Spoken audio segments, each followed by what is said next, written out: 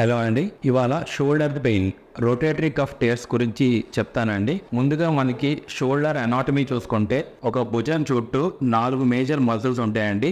ముందు ఒక మజిల్ ఉంటుంది, పైన అండ్ వెనక భాగంలో అప్పర్ పార్ట్, లోవర్ పార్ట్. ఈ 4 మజిల్స్ కలిపి ఒక కామన్ పొర కింద ఫామ్ అయ్యి మనకి షోల్డర్ మూవ్మెంట్స్ అన్ని తీసుకురావడం జరుగుతుందండి. సో ఈ రొటేటరీ కఫ్ టేర్స్ అనేవి ముఖ్యంగా ఒక హయ్యర్ ఏజ్ గ్రూప్, అంటే more than 55 to 60 years and above age group లో కామన్ గా చూస్తూ ఉంటామండి. ఎప్పుడైనా ఫాల్ కింద పడినప్పుడు కానీ, సడన్ గా హెవీ వెయిట్ లిఫ్ట్ చేయడం వల్ల కానీ, లేదంటే డీజనరేషన్ అరుగుదల వల్ల కూడా ఈ రొటేటరీ కఫ్ టేర్స్ అనేవి కామన్ గా జరుగుతూ ఉంటాయండి. ఈ టేర్ అవడం వల్ల సడన్ గా పేషెంట్స్ ఇలా చేయి పైకి లేపలేకపోవడం, లేపిన చేయి ఇలా సడన్ గా కిందకు పడిపోవడం, విపరీతమైన నొప్పి, ఇలాంటి కంప్లైంట్స్ మనకి వస్తారండి. సో ఇనీషియల్ గా ఇలాంటి కంప్లైంట్స్ ఉన్నప్పుడు ఒక ప్రాపర్ క్లినికల్ షోల్డర్ ఎగ్జామినేషన్ అనేది చాలా అవసరం. సో మనకి క్లినికల్ ఎగ్జామినేషన్ లో టేర్ ఉంది అని నిర్ధారణకు వస్తే ఒక ఎంఆర్ఐ ఎవిడెన్స్ తో మన డెసిషన్ అనేది తీసుకోవాలండి. ఎప్పుడైతే అది ఒక పార్షియల్ టేర్ అని మనకి నిర్ధారణకు వస్తుందో దానికి ఆప్షన్స్ వచ్చేసి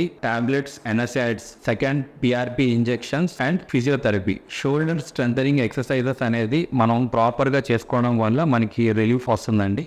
ఎప్పుడైతే అది ఫుల్ థిక్నెస్ టేర్, అంటే పూర్తి కండ తెగిపోయింది అని మన నిర్ధారణకు వస్తే అలాంటి పేషెంట్స్ కి ఏంటంటే ఇలా చేయి పైకి లేపలేకపోవడం అనేది జరుగుతుందండి.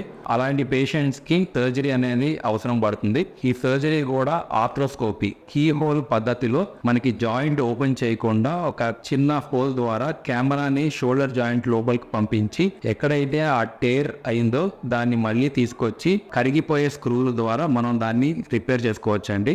ఒకసారి సర్జరీ అయిపోయిన తర్వాత ప్రాపర్ ఫిజియోథెరపీ, స్ట్రెంథనింగ్ ఎక్సర్సైజెస్తో మన షోల్డర్ స్ట్రెంగ్త్ అనేది పూర్తిగా రీగెయిన్ చేసుకోవచ్చు. Thank you.